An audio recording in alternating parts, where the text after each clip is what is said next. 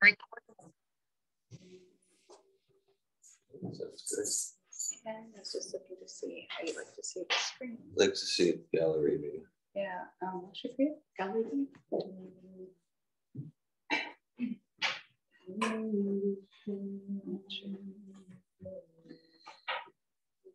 So I see who's here. Yeah.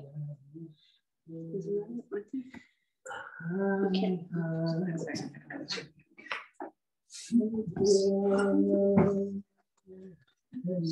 Switch to gallery view. Is that one? There we go. Okay. Is that how you want it? Got it. Okay. Understood. Get rid of so that's the way it gets up. All right. Are we good? Nice. Oh, the verses on it. We're good. Om Namo Bhagavate Vasudevaya. Om Namo Bhagavate Vasudevaya. Om Namo Bhagavate Vasudevaya. Om Namo Bhagavate Vasudevaya. Om Namo Bhagavate Vasudevaya. Om Namo Bhagavate Vasudevaya. Hare Krishna, we're studying Bhagavad-Gita as it is, chapter 2, entitled Contents of the Gita Summarized. We're on text 20. Today's July 18th, 2021.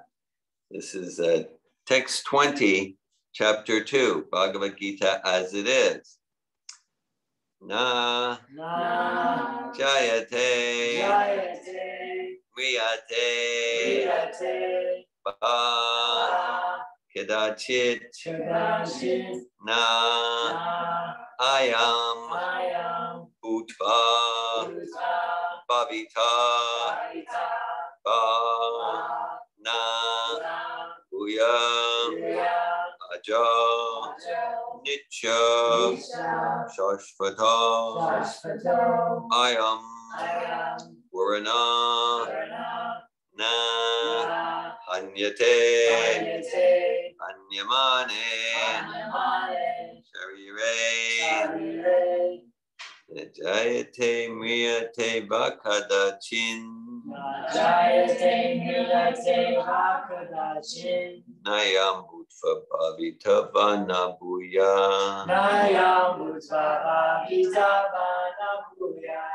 Ajo Nitya Shashvato Yam Parano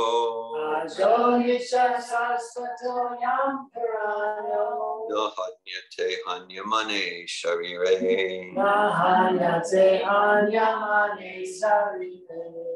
Jayate Mriyate Bhakadachin Nayam Bhutva Bhavita Vana Bhuya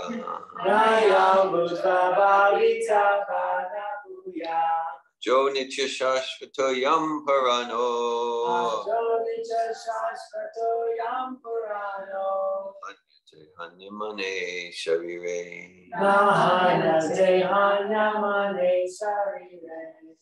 Jayate Mriyate Bhakadachin Nayam Bhutva Bhavita Vana Bhuya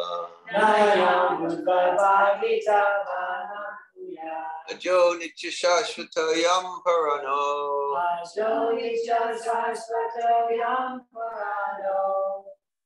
Nahanyate Hanyamane Sharire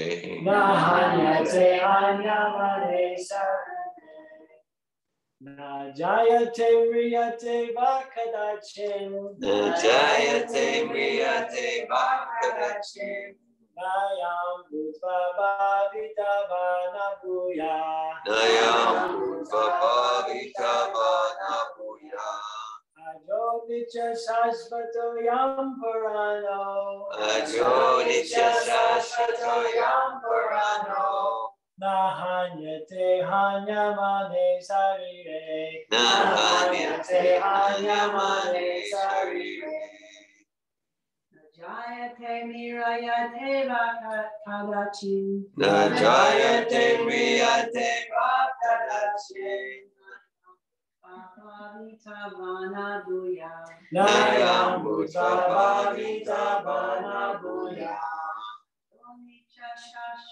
Vatoyam Purano. Ajo Nitya Shashvatoyam Purano.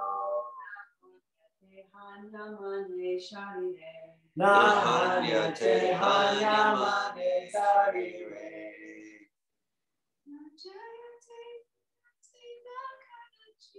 Najayate Mriyate Makadachin. Nayam Bhutva Bhavita Vana Bhuya.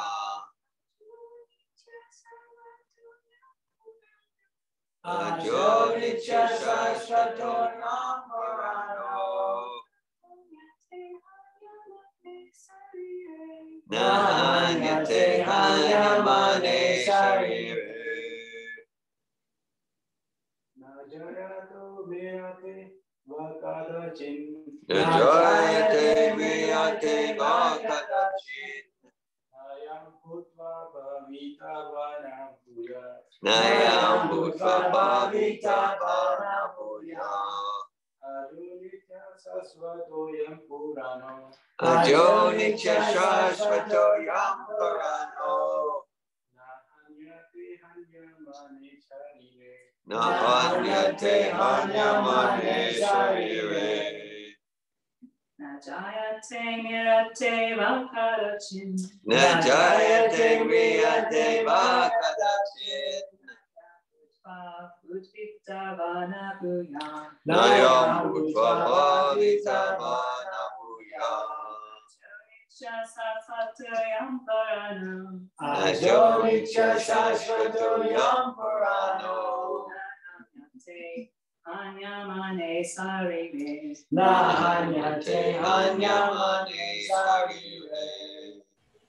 Najayate Miryate Vakadachin. Najayate Mriyate Makadachin.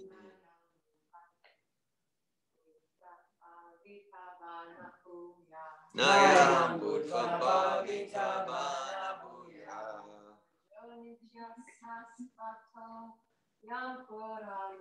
Ajo Nitya Shashvatoyam Purano. Nahanyate Hanyamane Sarire. Najayate Mriyate Vakadachin. Najayate Mriyate Makadachin. Nayam Bhutva Bhavita Vana Bhuya. Ajo Nitya Shashvatoyam Purano. Nahanyate Hanyamane Sarire.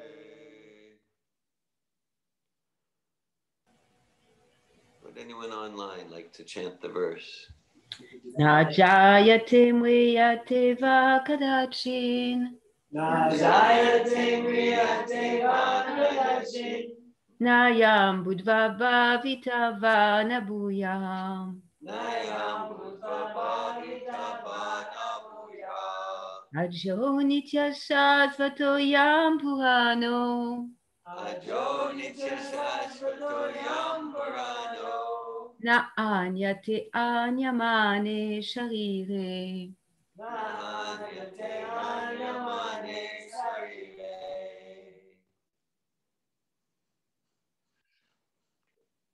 We'll go to the word for word.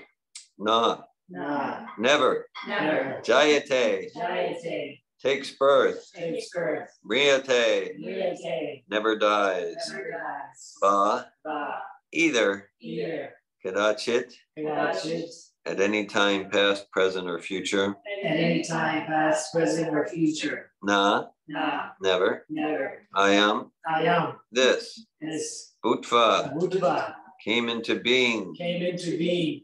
Bhavita, Bhavita. will come to be. Will come to be. Ba, Ba. or. Or. Na, Na. na. Na. Bhuya, Bhuya. or has come to be. Or has come to be. Aja, Aja. unborn. Unborn. Nitya, Nitya. eternal. Eternal. Shashvata, Shashvata. permanent. Permanent. I am this this Purana, Purana, the oldest. the oldest, Na, na, never. never, Hanyate, Anyate, is killed. is killed, Hanyamane, Anyamane, being killed. Sharire, Sharire, by the body. by the body. Translation. For the soul, there is never birth nor death, nor having once been does he ever cease to be. He is unborn, eternal, ever existing, undying, and primeval. He is not slain when the body is slain. Purport by His Divine Grace A.C. Bhaktivedanta Swami Prabhupada. Qualitatively, the small atomic fragmental part of the Supreme Spirit is one with the Supreme. He undergoes no changes like the body. Sometimes the soul is called the steady, or kutastha. The body is subject to 6 kinds of transformations. It takes its birth in the womb of the mother's body, remains for some time, grows, produces some effects, gradually dwindles, and at last vanishes into oblivion. The soul, however, does not go through such changes. The soul is not born, but because he takes on a material body, the soul takes its birth. The soul does not take birth there, and the soul does not die. Anything which has birth also has death, and because the soul has no birth, he therefore has no past, present, or future. He is eternal, ever existing, and primeval. That is, there is no trace in history of his coming into being. Under the impression of the body, we seek the history of birth, etc., of the soul. The soul does not at any time become old as the body does. The so-called old man, therefore, feels himself to be in the same spirit as in his childhood or youth. The changes of the body do not affect the soul. The soul does not deteriorate like a tree, nor anything material. The soul has no byproduct either. The byproducts of the body, namely children, are also different individual souls, and owing to the body, they appear as children of a particular man. The body develops because of the soul's presence, but the soul has neither offshoots nor change. Therefore, the soul is free from the 6 changes of the body. In the Katha also, we find a similar passage which reads, Najayate miyate vavi paschin nayam kutaschin abhibhava kaschit ajo nicha shashvato yam parano nahanyate hanyamane sharire, from Katha 1.2.18. The meaning and purport of this verse is the same as in the Bhagavad-Gita, but here in this verse, there is one special word, vipaschit, which means learned or with knowledge. The soul is full of knowledge, or full always with consciousness. Therefore, consciousness is the symptom of the soul. Even if one does not find the soul within the heart where he is situated, one can still understand the presence of the soul simply by the presence of consciousness. Sometimes we do not find the sun in the sky owing to clouds or for some other reason, but the light of the sun is always there, and we are convinced that it is there for the daytime. As soon as there is a little light in the sky early in the morning, we can understand that the sun is in the sky. Similarly, since there is some consciousness in all bodies, whether man or animal, we can understand the presence of the soul. This consciousness of the soul is, however, different from the consciousness of the Supreme, because the Supreme consciousness is all knowledge, past, present, and future. The consciousness of the individual soul is prone to be forgetful. When he is forgetful of his real nature, he obtains education and enlightenment from the superior lessons of Krishna. But Krishna is not like the forgetful soul. If so, Krishna's teachings of Bhagavad-Gita would be useless. There are 2 kinds of souls, namely the minute particle soul, Anu Atma, and the super soul, the Vibhu Atma. This is also confirmed in the Katha 1.2.20 in this way. Anuraniyan mahato mahiyan atma sijantur nihito guhayam tam akratupa shati vita shoko datu prasadan mahimanam atmana. Quote, both the super soul Paramatma and the atomic soul Jivatma are situated on the same tree of the body within the same heart of the living being. And only one who has become free from all material desires as well as lamentations can, by the grace of the Supreme, understand the glories of the soul. End quote. Krishna is the fountainhead of the super soul also, as it will be disclosed in the following chapters. And Arjuna is the atomic soul forgetful of his real nature. Therefore, he requires to be enlightened by Krishna or by his bona fide representative, the spiritual master. Om Jnanatimirandasya Gnanjana Shalakaya Chakshur Militam Yena Tasmai Shri Gurave Namaha Shri Chaitanya Manobishtam Stapitam Yena Putale Svayam Upakadamayam Dadati Svapadantikam Vandeham Shri Guru Shri Yuta Padakamalam Shri Guru and Vaishnavam Scha Shri Rupam Sagrajatam Saganaraganatam Vitam Tam Sajivam Sadvaitam Savadutam Parijana Sahitan Krishna Chaitanya Devam Shri Radha Krishna Padan Sagana Lalita Shri Vishakantitam Cha Hey Krishna Karuna Sindhu Dina Bandhu Jagatpate Gopisha Gopika Kanta Radha Kanta Namostute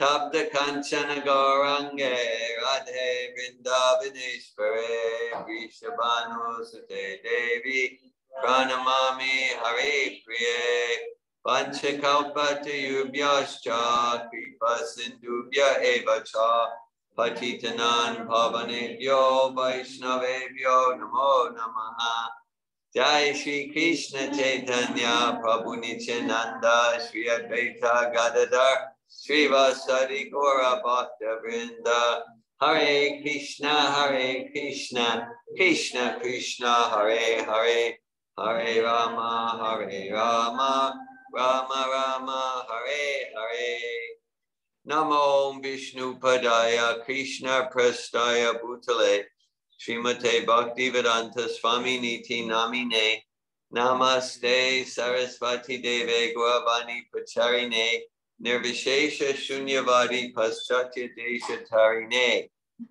Bhagavad-Gita as it is, chapter 2, entitled Contents of the Gita Summarized, text 20. Najayate miyate vakada chinnayam bhutva bhavita vanabuya ajo nitya shashvato yam parano nahanyate hanyamane sharire. For the soul there is never birth nor death, nor having once been does he ever cease to be. The soul is undying, everlasting, eternal, unborn, and primeval. He is not slain when the body is slain. Hare Krishna. So this is, we're here at the Bhakti Yoga Enlightenment program here at Prabhupada House in Melrose, July 18th, 2021. We just read the verse and purport of chapter 2, Bhagavad-Gita, text 20. So this is, okay, I'll listen. This is real education. That's the way I'll put it. This is real education.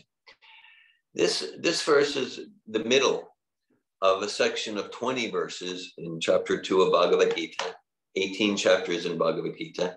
Chapter 2, text 11 to 30, 20 verses. And this is the 10th of those 20 verses. And so there's a series of 20 verses. Krishna's kind of beginning his instructions to Sri Arjuna. And the import of these verses is we are not the material body. We are the eternal spirit soul. All 20 verses go there in different ways. And Krishna gives different arguments and then defeats those arguments. And so Krishna comes at it, different analogies, different perspectives in these 20 verses. So, okay, so this is the essence of actual education, that to understand who we are and who we're not. So many analogies. the string of zeros, 10 zeros, 30 zeros, 50 zeros, the value is 0. If we put a 1 in front, then the 1 gives value to the zeros. It becomes a big number, trillions and quadrillions and like that. So the 1 is that understanding who we are. Otherwise, if we're lost to ourselves, so it's not just philosophy, but it's applied philosophy.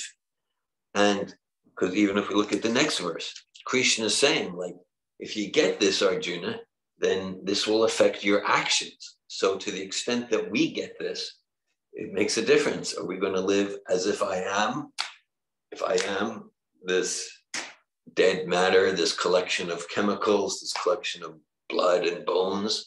Well, then I'll make my choices one way, and there will be a particular experiential result.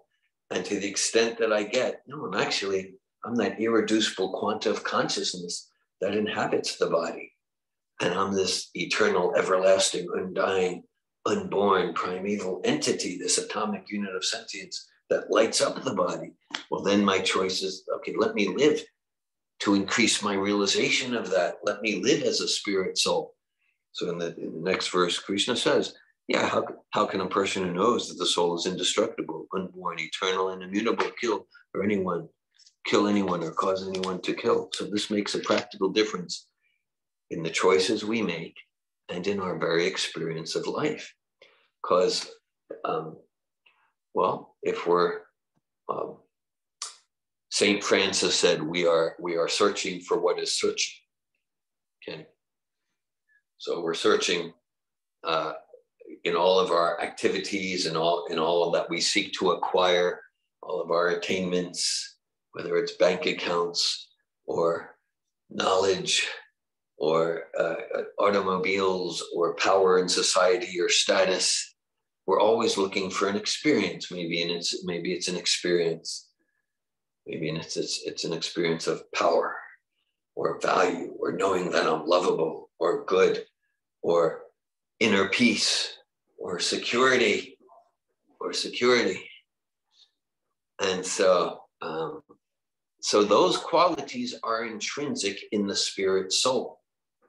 Right? For the soul, there is never birth nor death. So get that security.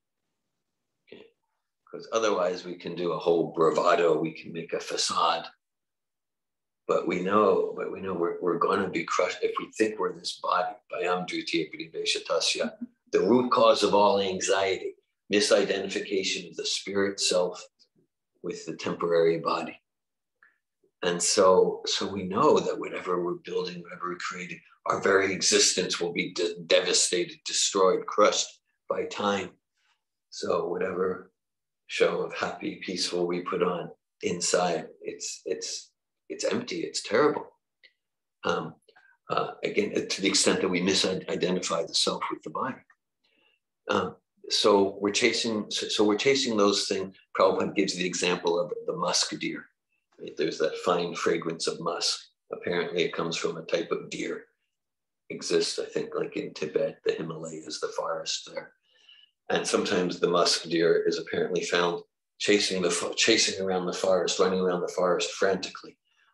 Look, where's that sweet scent come from? Where's that sweet scent come from? Well, it actually comes from a gland that is part of you. Okay, so we're chasing here and there, chasing for this, chasing for that, chasing for peace, fulfillment, satisfaction, security, a sense of value and purpose. But all those qualities are intrinsic in the self. Intrinsic, we're searching for what is searching. And so that life of anxiety and insecurity, then that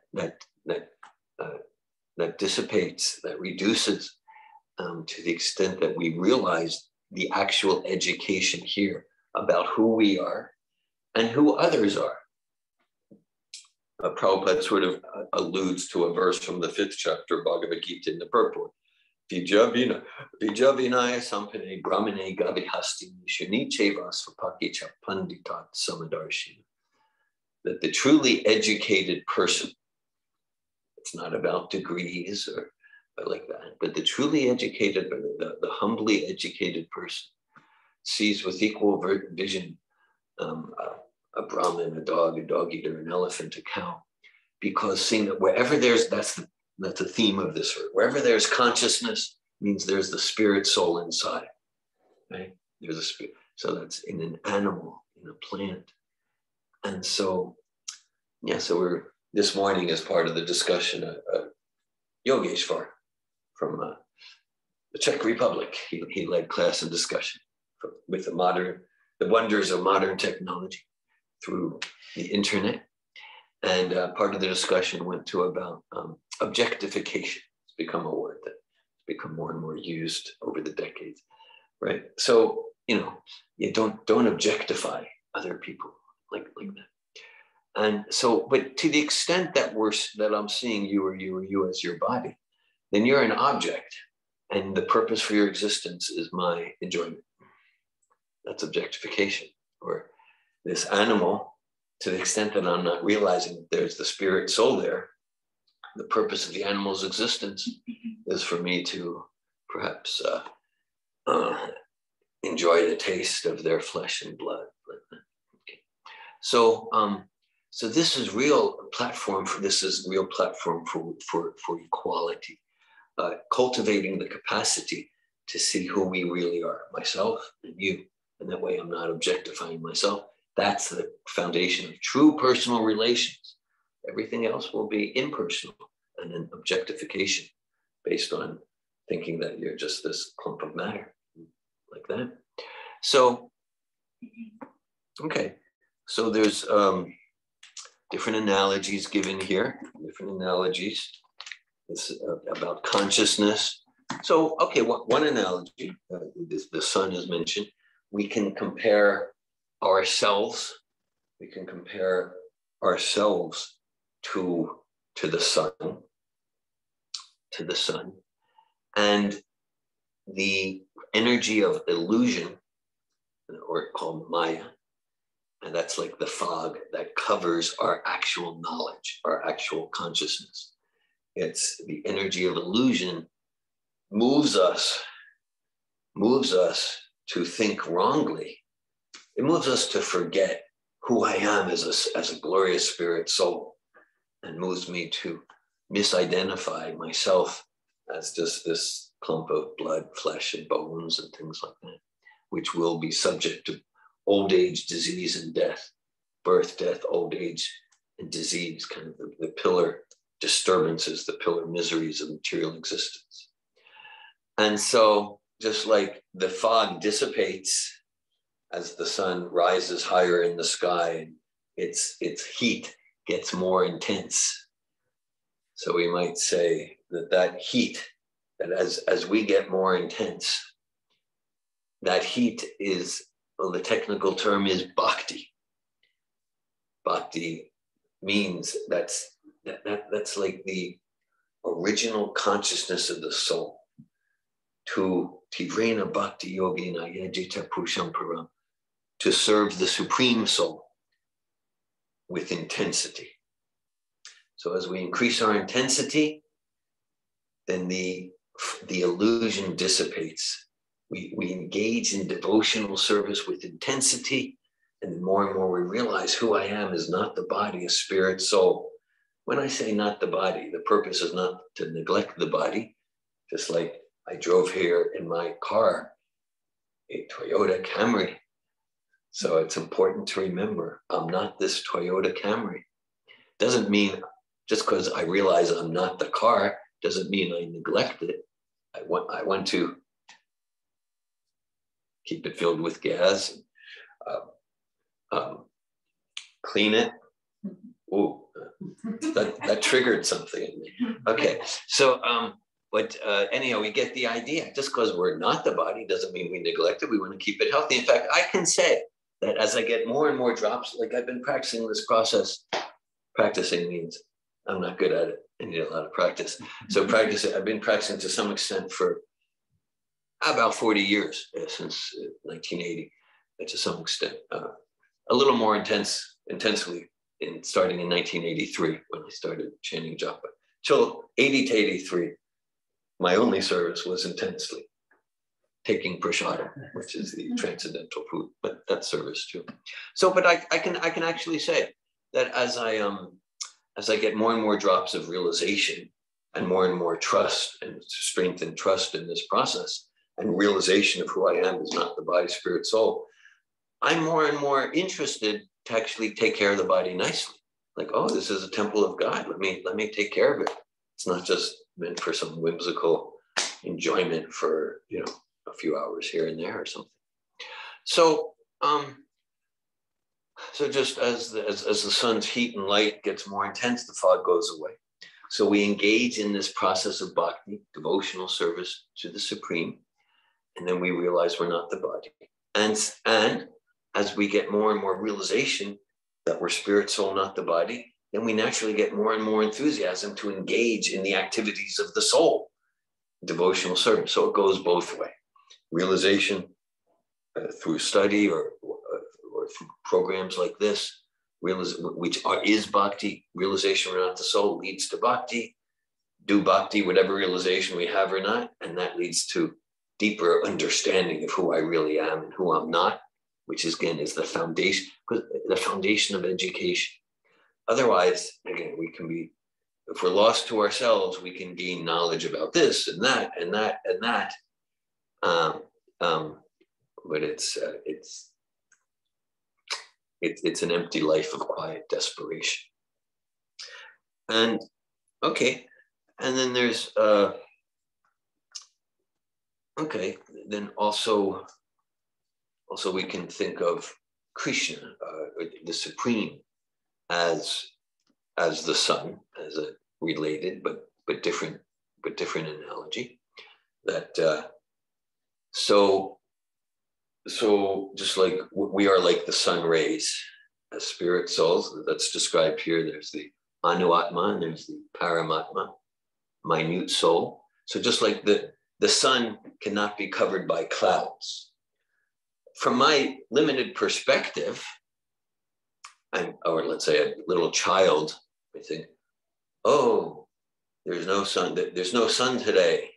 No, actually the sun's shining brightly, but my little narrow vision's covered by the clouds. So some sun rays can be covered by clouds. And if we extend the metaphor, that the clouds themselves are created by the sun, right? Through the process of evaporation from the oceans and like that. And so the force of illusion, it's not like the devil is fighting against God or something like that. No, the force of illusion, Maya, Srishti, Stiti, Pralaya, Sadhana, Shaktireka, Chayeva, Yasya, Bhuvanani, Vibhakti, Durga, Ichanupama, Piyasya, Chatesa, Govinda, Mari, Pusham, Tamaham, Bhajami. That Maya, Durga, she's like the warden of the prison house, and she's serving Govinda, she's serving Krishna. And so, yes. So the very force of illusion it's created by Krishna in reciprocation with our desire to want to forget who we are as glorious spirit souls. In a sense, we can say we're insignificant. Some quote, some analogy. We can say the stars in the night sky.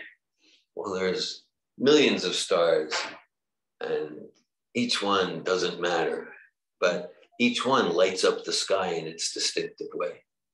And to the extent that we realize verses like this, who we are as eternal spirit soul, then we light up the world in our distinctive way. Okay. And it's like both perspectives are true and helpful at different times. Like to not become proud, like actually I'm insignificant, right? Like God has so many spirits, so many, I'm insignificant. And to inspire us to be enthusiastic in fulfilling our eternal dharma, service to the Supreme, that like, hey, I have an opportunity to light up the world in a distinctive way that no one else is built to do. The second verse of this series of 20.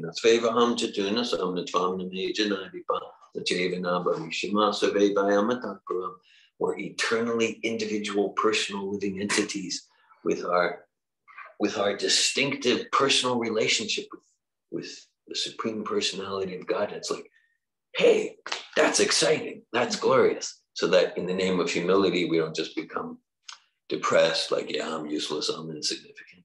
And in the name of, who we are special spirit souls filled with these eternal qualities of bliss, knowledge, radiance, effulgence, love, that we don't become proud and arrogant. So that's like the integration and the balance.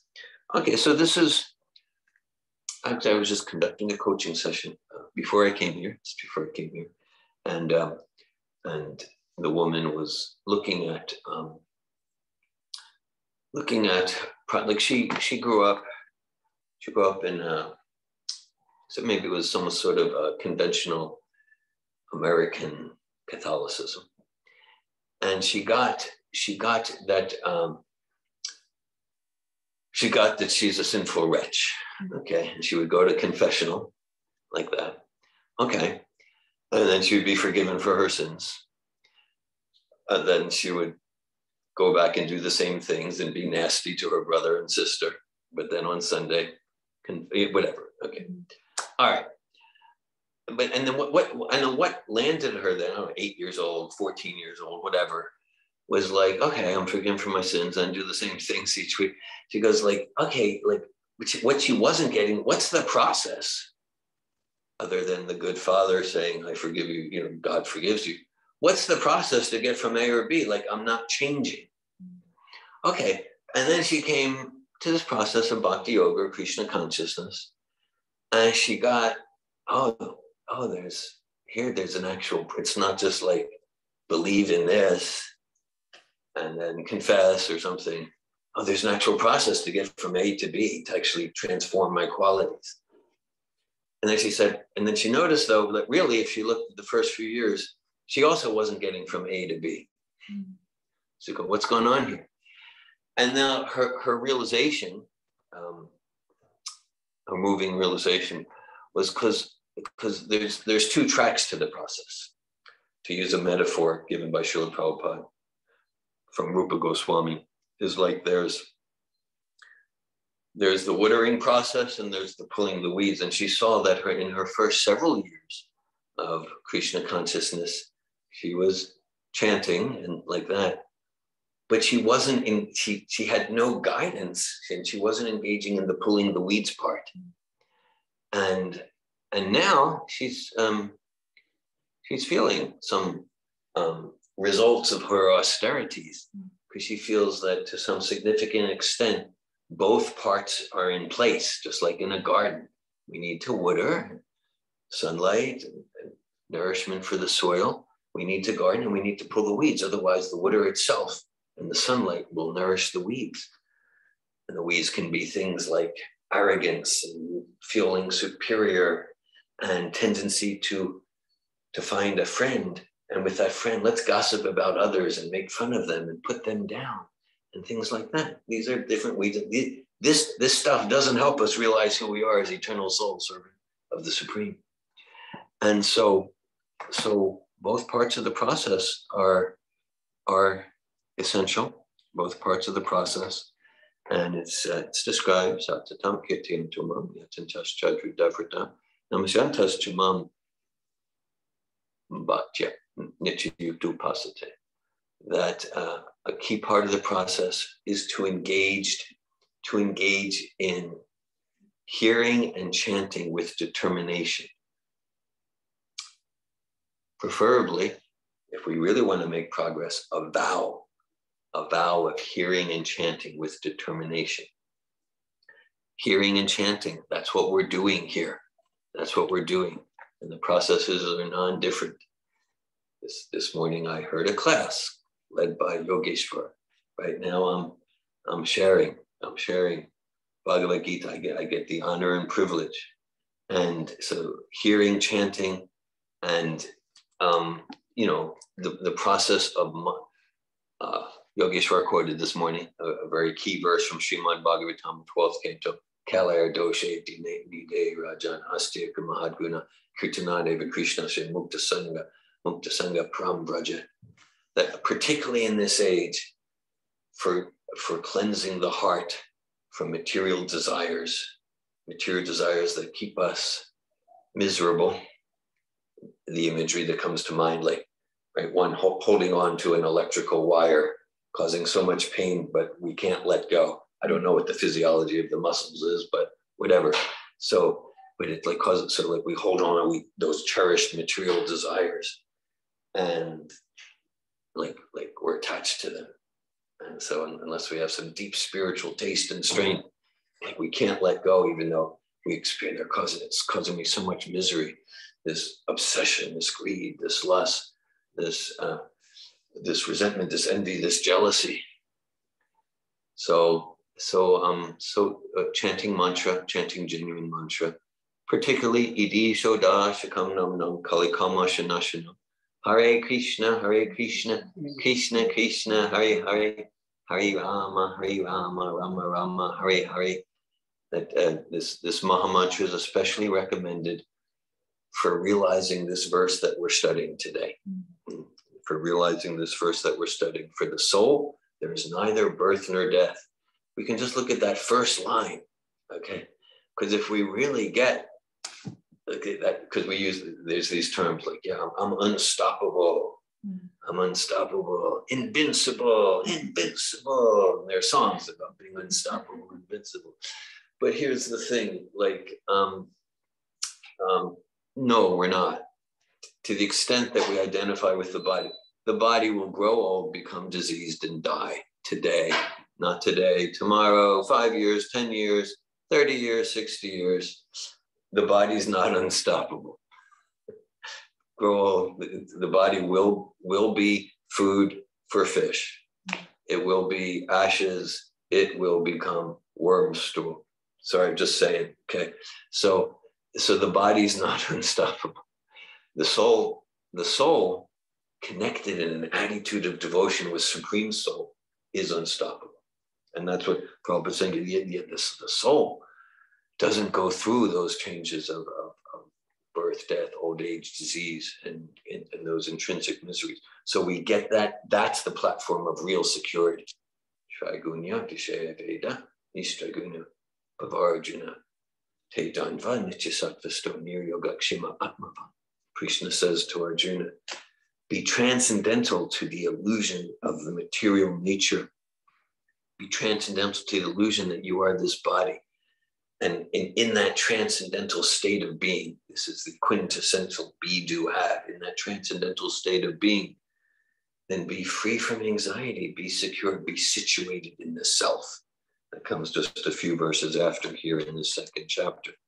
So for the soul, there's neither the birth nor death, nor having once been does he ever cease to be. He is not slain when the body is slain. What a relief, what a relief. So much of life's energy, to the extent that we think we are this body and the ego connected with this body, is devoted to defense because I don't want to be destroyed. And so there's unfathomable infinite wisdom in this one verse,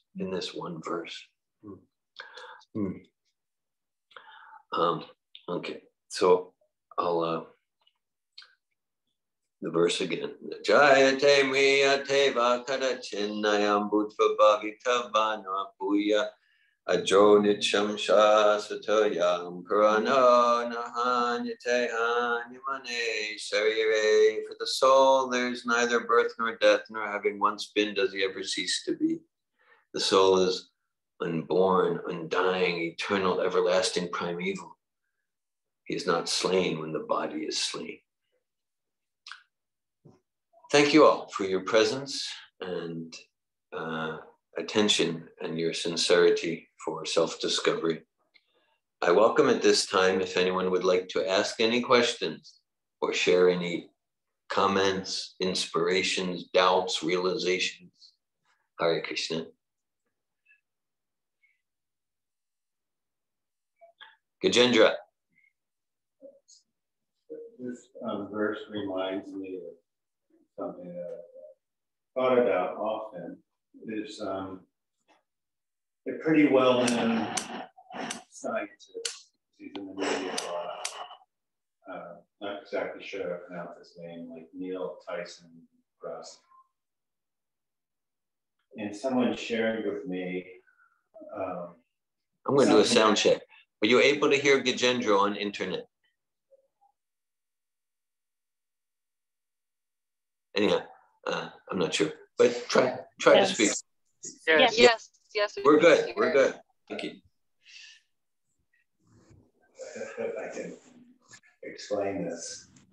So someone shared with me one time something that he had said, and they were kind of enthusiastic about it. A lot of people were enthusiastic. And he was sort of not liking the idea of the soul. Yeah.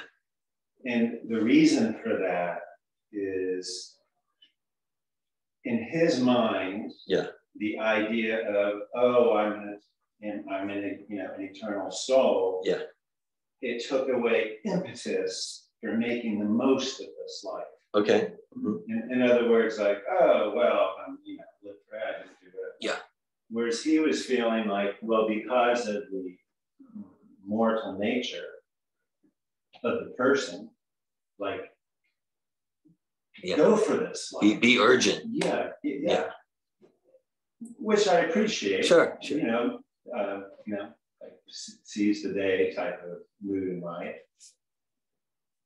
But I was thinking about that myself, related to Krishna consciousness, and I actually think the exact opposite. Exact opposite. Okay.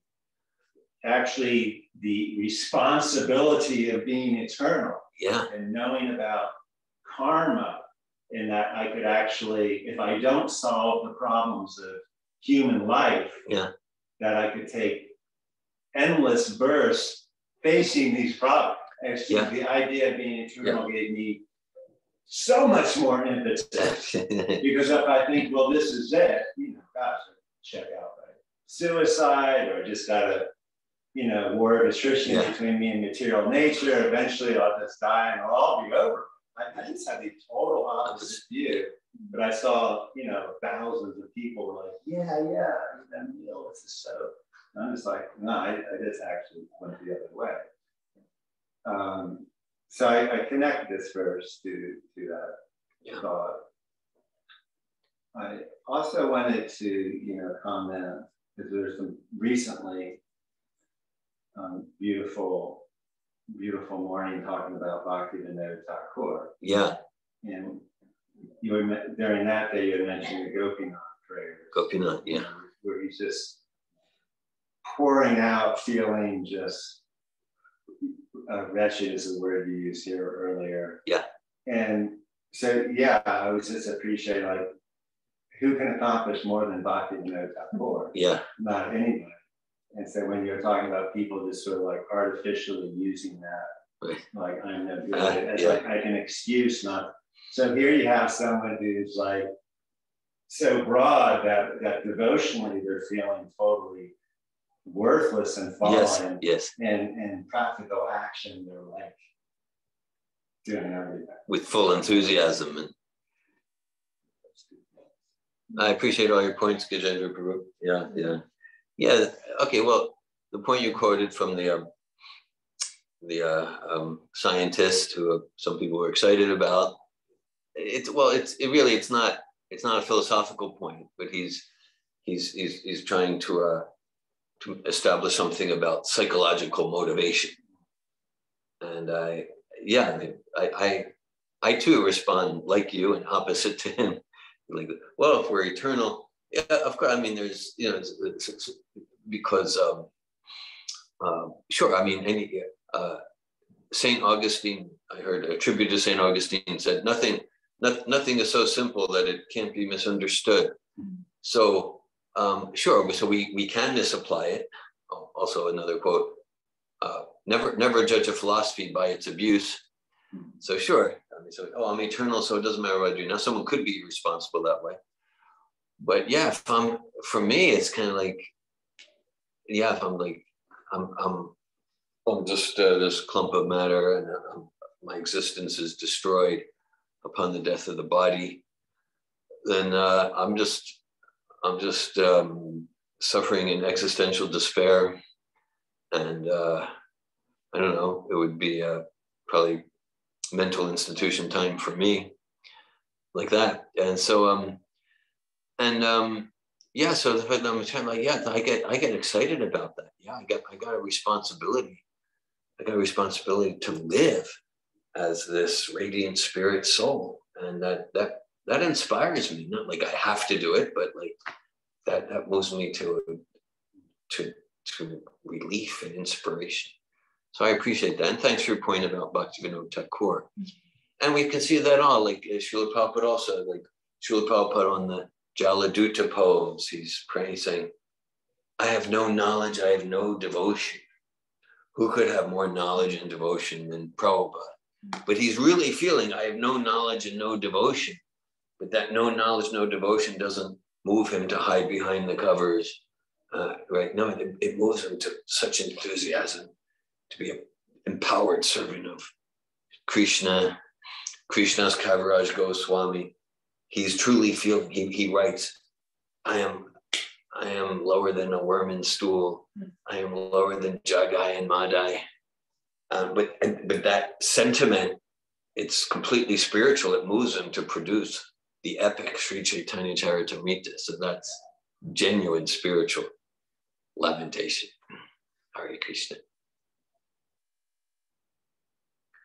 Other questions or comments?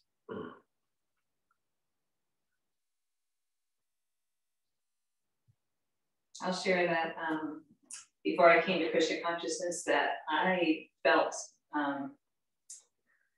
lost and felt like I didn't have much purpose in life.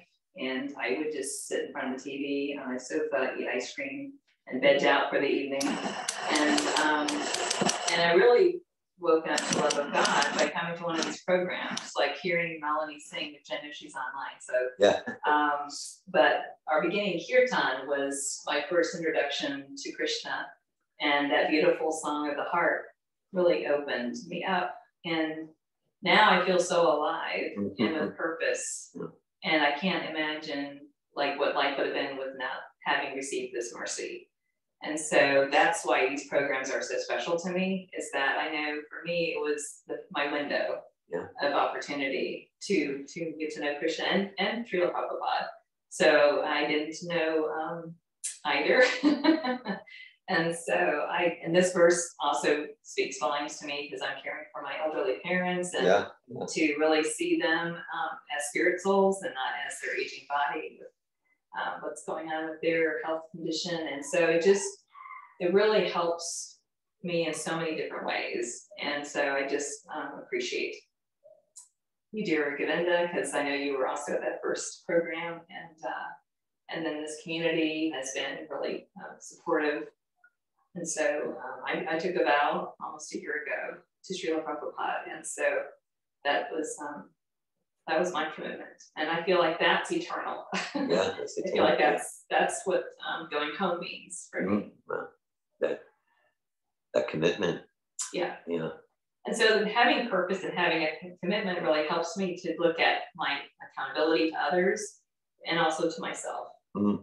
And so if I don't speak up, so I feel like I found a voice, which I didn't have a voice before.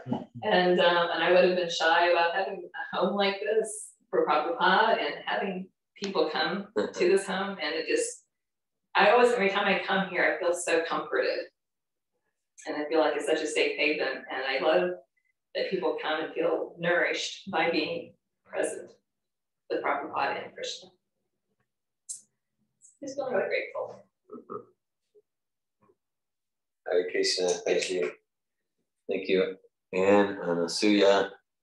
Yeah, and I'm deeply moved at feeling the whole room feels your heartfelt gratitude for this process, and those who are giving you this process, Sri Krishna, Srila Prabhupada, and you're passing it on. It was late 2014. You came to a You came to a program, Malini was singing, your life was changed.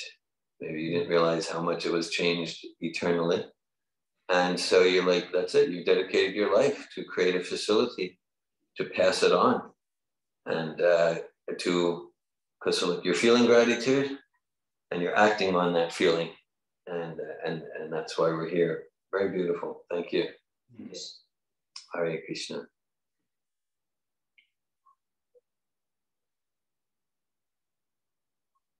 I just want to comment because I appreciate what you said so much, honestly, that I feel like I got a deeper realization. The difference between, material liberation, which has a focus on getting free from this problem, that problem. And I just got a sense of what spiritual liberation is. Like, it was just so,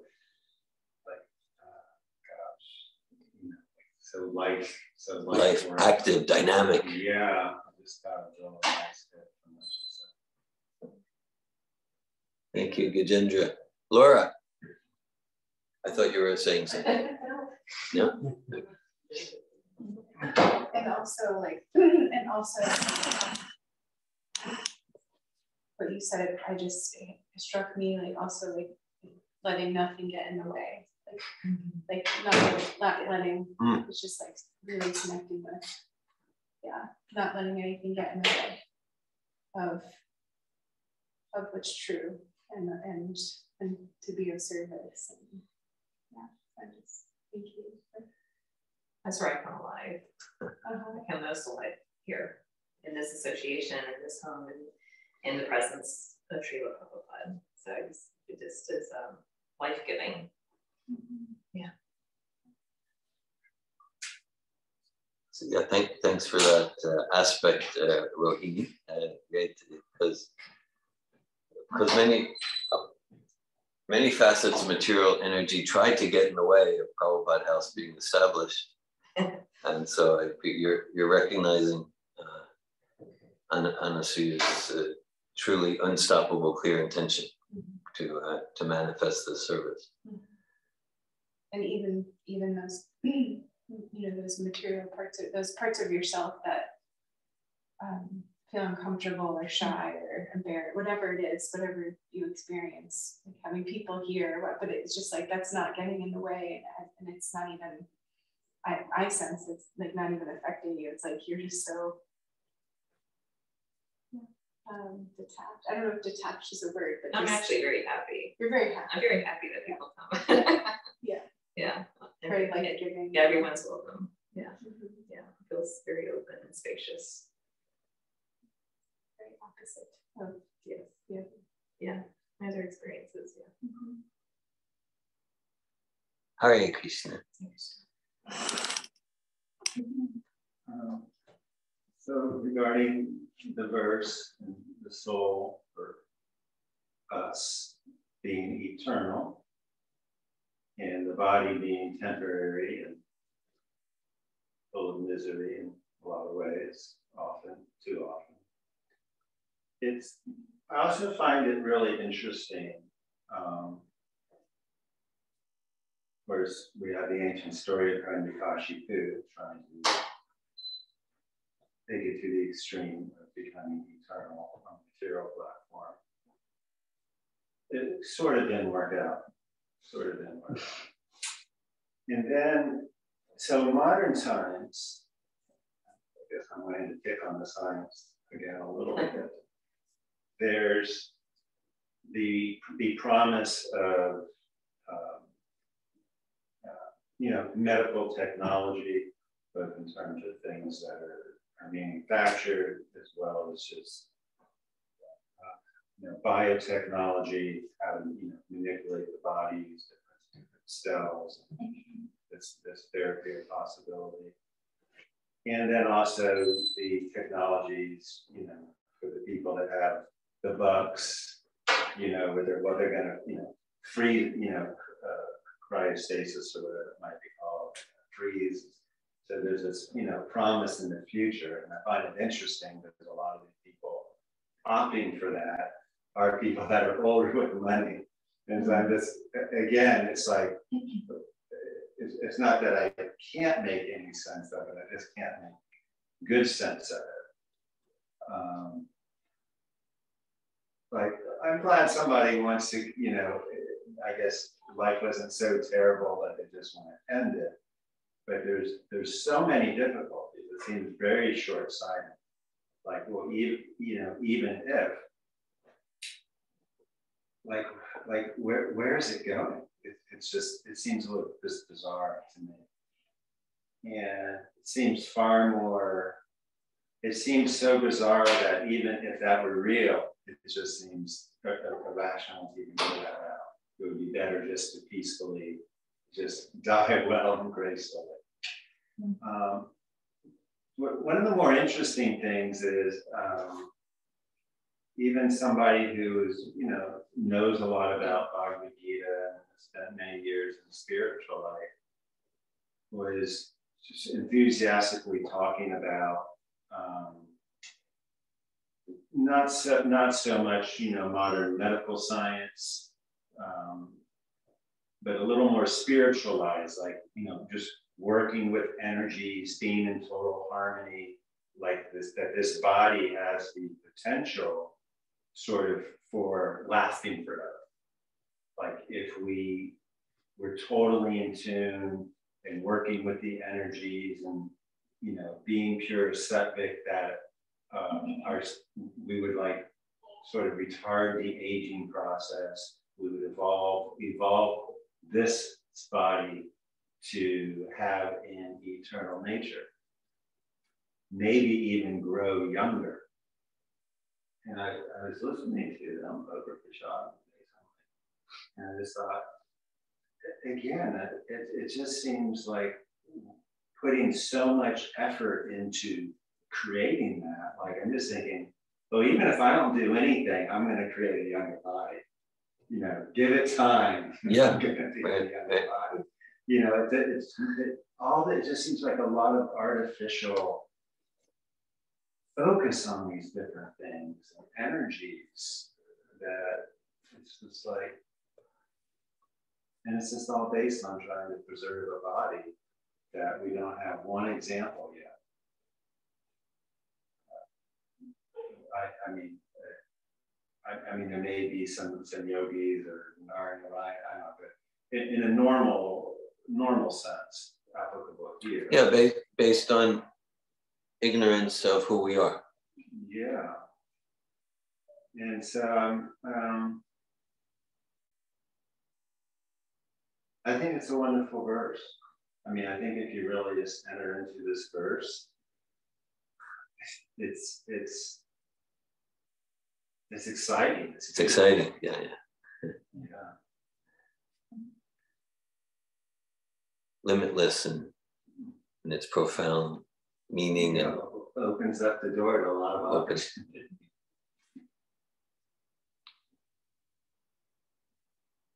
Thanks for that, Hare Krishna. Wonderful verse.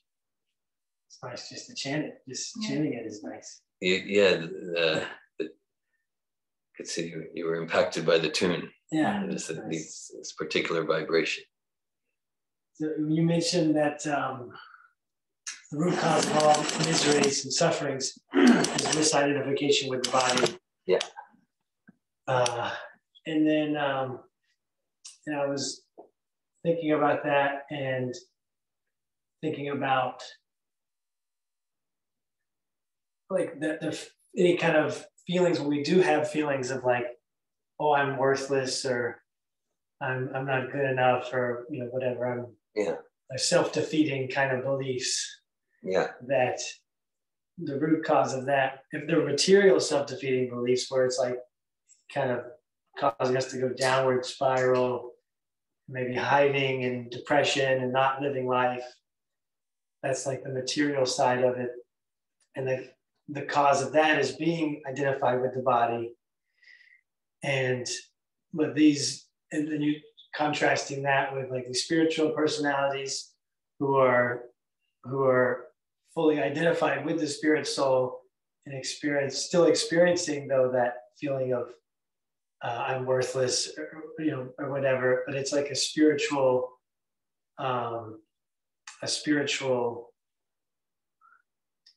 uplifting energy that causes them to do so much service, so many different things. So I wonder, because in one sense it's like, if I'm identifying with the body and I'm thinking I'm worthless, then it's true, because the body is pretty much worthless. Without the spirit soul, the body is worthless. So if I'm thinking I'm the body, I'm not the spirit soul, then it's like, it's not even a self-defeating belief. It's like, well, that's the truth. If I'm thinking in the body, I'm worthless, I'm not good enough. The chemical's worth about 97 cents or something. Yeah. Right. Probably worth more dead than alive, that kind of thing. Like if I'm just the body, but these spiritual personalities, they're not identified with the body, and they're thinking that they're worthless, but that's not true, because so I'm wondering, what is it? How do we understand the difference there? Is it like the same? Could it be seen that it's the same experience, but then it's a different response? Like the spiritual personality is just responding on a spiritual platform, using that. Is it the same feeling of worthlessness, but they're just using it to inspire and impel them to do devotional service, whereas I'm just use it as an excuse, to use that feeling of worthlessness or whatever as an excuse or a grungy to like go downward and hide? Is it just a matter of the different responses, or how do we understand like the? Well, I'd say it's not just a matter of the different responses. It's taking shelter of a different energy. To use like a government example, So one is like, okay, like if we're under the control of the civil laws, then we're free to live our life. But then if we violate laws, then we're under the control of the criminal department, the police, like that, and the prison security guards. So one type of worthlessness, material self-esteem, we're in the dungeon, we're in prison. So it's still under the control of the government, but the prison department, it's the material energy. And the spiritual worthlessness of Bhaktivinoda Thakur, very wonderful painting of Bhaktivinoda Thakur here. This spiritual worthlessness of Srila Bhaktivinoda Thakur, Krishnadas Kaviraj Goswami, Srila Prabhupada, that's not the prison department. It's not the prison department, and that's directly under the king and the queen. Okay, that's Prabhupada, to use Prabhupada's analogy. That's like the civil department, not the criminal department. And so, of course, and it's our consciousness, our response, that determines whether we're free in the society or whether we're in solitary confinement. So they're made of different energies. One is made of like tamas and rajas, and the other is made of shuddha sattva. So the emotions themselves are made of different energies. And also the response of the soul is different. Yeah. Because the soul's taking shelter in one case in the directly under the king in a personal way. In the other case, it's the prison. Yeah, I could see that. Because what I was wondering is, in like my case, if I'm identifying with the body, then it is true because the body is worthless. I'm thinking of the body is worthless, I'm worthless. That makes sense. But then the spiritual personality, they're not identifying with the body, they're identifying spiritually. They're still thinking they're worthless. That's not true. But maybe it's the truth, like the spiritual insignificance, like, because then there's the realization of the spirit soul that you're sharing with the spirit soul is so insignificant compared to. And they have realization of that. Right. So it's like so it's kind of like this, the bottom line is the same, kind of like I'm insignificant, I'm worthless, but it's like coming from a spiritual truth compared to the, source, the supreme source. and that spirit is a spiritual insignificance and worthlessness compared to like the supreme. I appreciate that realization. And and these truly pure great souls who are fully absorbed in devotional service, who feel the worthlessness.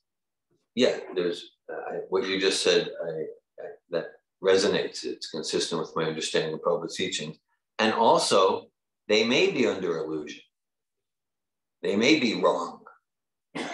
But it doesn't mean we need to console them. No, Bhakti Vinod, you're not worthless like that. No, they may be under illusion. But it's Yoga Maya, not Mahamaya. There's Shuddha Sattva, spiritual illusion, right? Like, and then they're like the cowherd boys are under illusion that they've defeated Krishna, they're stronger than Krishna. Now Krishna needs to carry them on their back. So in one sense, they're wrong. They're under illusion. But that's illusion that moves them deeper into self-realization of who they are as eternal being servants of Krishna. And that's different than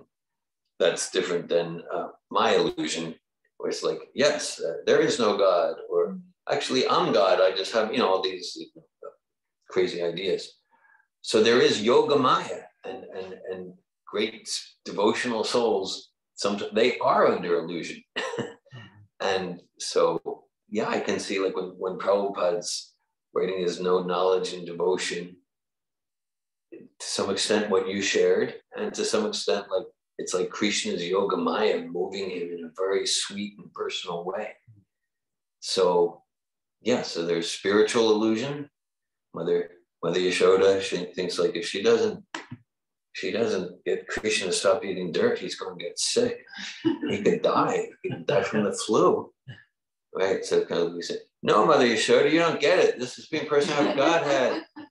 No, this is spiritual illusion that's moving her deeper to her affection. Damayanti. Thank you, Krishna. So there's like material illusion. Yeah. And then there's like a spiritual illusion, which is on purpose for purpose. Yeah. And then there's just reality. Then there's reality, yeah. Okay. In a sense, the only place where the spirit souls actually see reality as it is the Vaikuntha planets. Okay, so in the Vaikuntha. In Goloka Vrindavan, which is the topmost Vaikuntha planet, but that's semantics. Goloka Vrindavan and like places, spiritual planets like that, no, they're not realizing who Krishna is. Okay? And also in material condition life, we're not realizing we want to do our own God project, and we're also not seeing reality as it is. So like in the Vaikuntha planets, they realize this: I am an eternal spiritual being, and I'm a servant of Narayan. I'm a servant of Vishnu, and Krishna is the original Vishnu. So in one sense, that's the only place where they're experiencing reality as it is. Mother Yashoda is not getting it. She's in illusion. She thinks Krishna is a little boy. So Goloka Vrindavan, the relationship, the gopis thinks, yeah, Krishna is my romantic friend, like that. So in one sense, the only place where they're getting it as it is Vaikuntha planets. But aren't each of those Vaikuntha planets having pastimes and like maybe playing out roles that are they playing out the eternal reality roles, or are they playing out Yoga Maya roles in different planets? I'm sure there's some Yoga Maya there too, but at least many of the residents of the Vaikuntha planets, they get that Vishnu is supreme and I'm his servant. Except for that, you're definitely clear that the Goloka Vrindavan planet is filled with Yoga Maya. Yeah. And not much, no one's stepping out of that.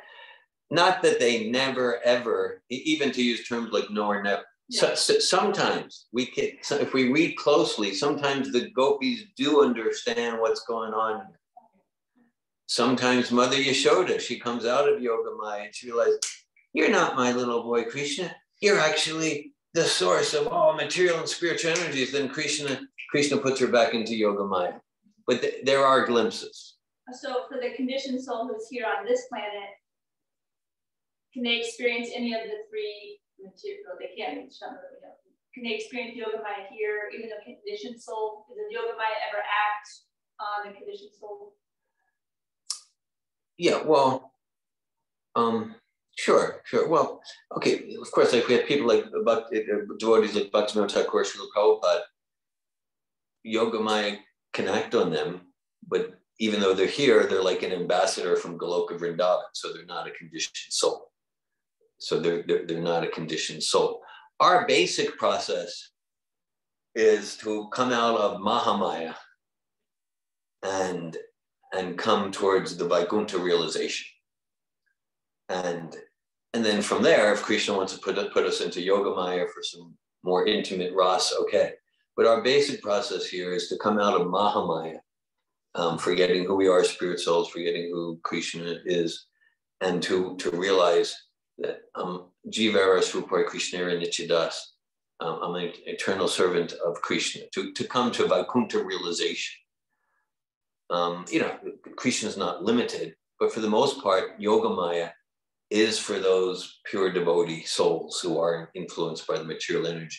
Influenced by the material energy, the idea is to realize this verse, I'm spirit soul, to realize Bhakti Mama Vijanati Avinyash Tasmi Tatvata, I'm a servant of Krishna. That's the Vaikuntha consciousness. And that includes Brahma Bhuta Prasanatma Nashochatina consciously. It includes clearing our heart of material grungy payoff nonsense. I just quoted a grungy payoff verse from the 18th chapter. Brahma Bhuta Prasanatma. Krishna says, one who comes to realize who they are, spirit soul, even if it's not pure devotion, but just realizing who we are, spirit soul, there's no lamentation, there's no hankering. So I call that a classic grungy payoff verse, because all the grungy payoff, self-defeating games, self-defeating tapes, all that stuff can essentially be reduced to two categories: forms of tamasic lamentation or rajasic hankering. The future needs to be like this, anxiety. I'm lamenting that the past was like that. I'm so shameful. I'm so resentful, like that. So realizing we're spirit soul, even if we're not at pure devotion yet, but we're just realizing a verse like this, then we rise above tamasic and rajasic grungy payoff. And then we come to Vaikuntha consciousness.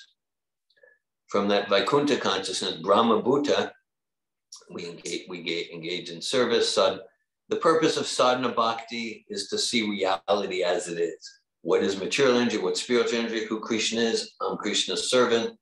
That's sadhana bhakti. And then if at any point Srila Prabhupada recommends Krishna and Radharani put us in Yogamaya, okay. Yeah. So how like we can't, well, not that we can't, but the way it usually goes with like experiencing self-realization, that it takes time, it's gradual. Yeah. And like how that's orchestrated, like Krishna is like kind of co-creating our self-realization process with us. Like, I guess I'm thinking like Krishna,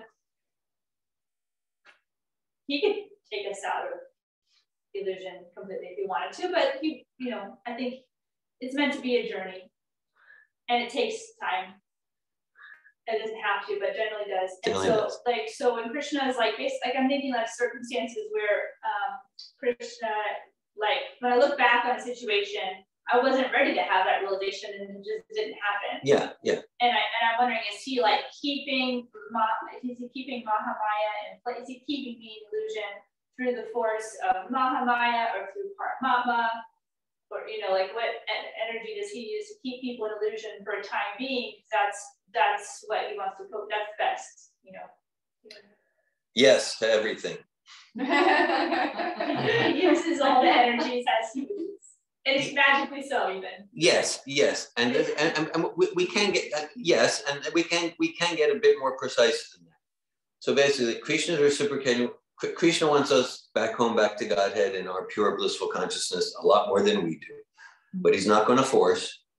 And so he's reciprocating, because I'm taking a firm stance I want to be the center of the universe. I want to do my David Wolf God project. I don't want this Krishna thing. I'm taking a firm stance. So Krishna will keep me in forgetfulness of who I am, a spirit soul. And he does that through his energy of Mahamaya. And Krishna doesn't do it directly. Directly, Krishna's dancing with the gopis, he's with the cowherd boys, like that. So that's what Krishna's doing. So Krishna, you might say, Paramatma, the super soul in our heart, the super soul of the universe, through the super soul is the facilitator of the material and spiritual energies within this sphere. So super soul, you might say, super soul facilitates Mahamaya. Okay, go cover that David Wolf soul, because he's really adamant. He doesn't want to chant attentively, and he doesn't want to be regulated in devotional service. So Paramatma is Krishna's ambassador in this realm to facilitate spiritual material energies in personal reciprocation with the spirit souls. Hare Krishna. Yes, comment online. Okay, someone online. I wanted to make a comment earlier about Parampara's question. Yeah. And I was thinking about it not on the level of Yoga Maya or on that level. And I was looking at it more on the psychological level. Yeah. And how the difference between a conditioned soul like we are and the souls that are not conditioned like Bhaktivinoda Thakur and Srila Prabhupada is that as a conditioned soul, we have a tendency to want to protect our false ego. Yes. So because we have a tendency to protect our false ego, anything that look like discrepancy from being God, basically, from being strong, from being intelligent, from being able to figure out everything, from being able to be the best speaker, anything like that look like a discrepancy will lead us to want to protect our false identification, which will lead us to go into downward spiral of self-deprecation and humiliation. And the self-realized soul doesn't have any need to protect his false ego. It doesn't have any false ego. And so it seems, like they act for us, for our benefit, to learn to feel insignificant. And that feeling of insignificance leads to true humility. And in that true humility, there is a sense of real ego and giving oneself to Krishna.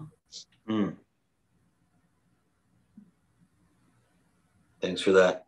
Thanks for that expression, Malini. Yeah, thanks. I like the substance of what you expressed and the language you used, like real ego. Because sometimes like when people get frustrated with material life, there's attempts at spirituality. Just get rid of ego, get rid of ego. So that's not our Bhagavad-Gita path. Ego means sense of who we are, and we are someone. We're eternal spirit. We're not matter, we're not the body. We are eternal spirit soul. We're eternal servants of the Supreme, eternal servants of Krishna. So I appreciate that enrichment of that part of the discussion. Thank you, Malini. Bhagavad-Gita Ki Jai.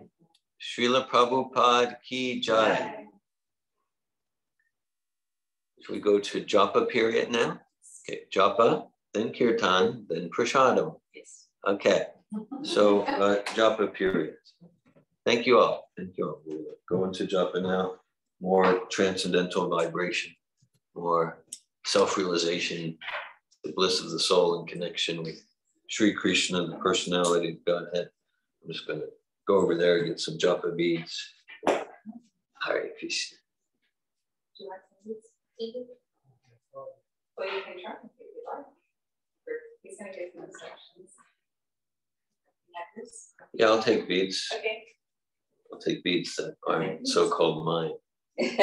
Help me transcend my sense of ownership. My beads. So David would like some instructions. Yes. Okay. So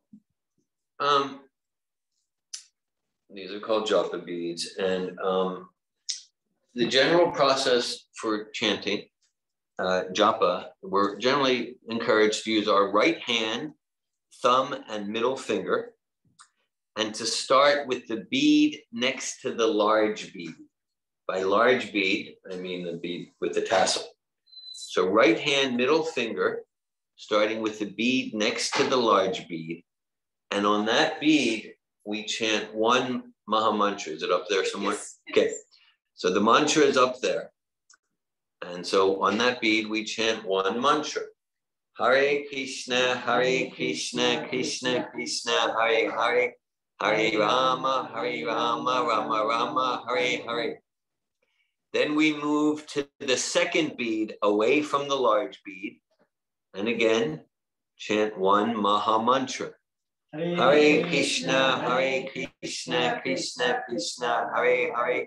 Hare Rama, Rama Rama, Hare Hare. Then we move to the third bead away from the large bead and chant one Maha Mantra. Hare Krishna, Krishna Krishna, Hare Hare. Hare Rama, Rama Rama, Hare Hare. In this way, we chant one mantra per bead. On the strand, not including the large bead, there's 108 beads. So to chant one round of Maha Mantra Japa means to chant 108 mantras. If we were to chant more than one round, the general procedure is we do not chant on or over the large bead. We go there and back around. This is a process of meditation. Maybe many people, they think of meditation, they think of silent meditation, or meditate on the candle or something. So this is meditation on sound vibration. And the basic process is in saying the mantra to do our best to hear, to focus our mind and consciousness and power of hearing on each word of the 16 words of the mantra. And notice our experience our experience. If we notice our mind wandering, which mine always does, simply notice that and do our best to bring our mind and power of hearing back to the vibration of each word of the mantra and experience our experience. Yes, so it's a meditation, and I know it's the sort of meditation that I've been practicing for about 40 years, and because I have a very active mind and active senses, so this is a meditation that the point isn't to like deny and eliminate, just try to shut out the mind. No, it just like any multimedia presentation, what's the psychology behind it? That the more senses we engage, the easier it is for the mind to focus. So similarly with this mantra meditation, it's a meditation that positively engages the power of speech and hearing, the power of touch. And in that way, we're absorbed in, just like we talked about, there's material unworthiness and there's spiritual unworthiness. So there's material sound vibration, which entangles us further and further in the illusion that I'm this body and the illusion that I'll be happy by gratifying the senses of this body and mind. And then there's spiritual sound vibration. So all 32 syllables of this 16-word mantra are spiritual sound vibration, and we're now absorbing our consciousness, mind, and senses. So let's start from the first bead next to the large bead. Let's start from the first bead next to the large bead. Again, it's recommended to use right hand, thumb, and middle finger. And let's chant, for whoever wants to join, one round of Hare Krishna Maha Mantra Japa together. The basic process, we chant, do our best to hear each syllable, and be with our experience. So let's start with the first bead next to the large bead. Hare Krishna, Krishna Krishna, Hare Hare, Hare Rama, Rama Rama, Hare Hare, Hare Krishna, Krishna Krishna, Hare Hare, Hare Rama, Rama Rama, Hare Hare, Hare Krishna, Krishna Krishna, Hare Hare, Hare Rama, Rama Rama, Hare Hare, Hare Krishna, Krishna Krishna, Hare Hare, Hare Rama, Rama Rama, Hare Hare, Hare Krishna, Krishna Krishna, Hare Hare, Hare Rama, Rama Rama, Hare Hare, Hare Krishna, Krishna Krishna, Hare Hare, Hare Rama, Rama Rama, Hare Hare, Hare Krishna, Krishna Krishna, Hare Hare, Hare Rama, Rama Rama, Hare Hare, Hare Krishna, Krishna Krishna, Hare Hare, Hare Rama, Rama Rama, Hare Hare, Hare Krishna, Krishna Krishna, Hare Hare, Hare Rama, Rama Rama, Hare Hare, Hare Krishna, Krishna Krishna, Hare Hare, Hare Rama, Rama Rama, Hare Hare, Hare Krishna, Krishna Krishna, Hare Hare, Hare Rama, Rama Rama, Hare Hare, Hare Krishna, Krishna Krishna, Hare Hare, Hare Rama, Rama Rama, Hare Hare, Hare Krishna, Krishna Krishna, Hare Hare, Hare Rama, Rama Rama, Hare Hare, Hare Krishna, Krishna Krishna, Hare Hare, Hare Rama, Rama Rama, Hare Hare, Hare Krishna, Krishna Krishna, Hare Hare, Hare Rama, Rama Rama, Hare Hare, Hare Krishna, Krishna Krishna, Hare Hare, Hare Rama, Rama Rama, Hare Hare, Hare Krishna, Krishna Krishna, Hare Hare, Hare Rama, Rama Rama, Hare Hare, Hare Krishna, Krishna Krishna, Hare Hare, Hare Rama, Rama Rama, Hare Hare, Hare Krishna, Krishna Krishna, Hare Hare, Hare Rama, Rama Rama, Hare Hare, Hare Krishna, Krishna Krishna, Hare Hare, Hare Rama, Rama Rama, Hare Hare, Hare Krishna, Krishna Krishna, Hare Hare,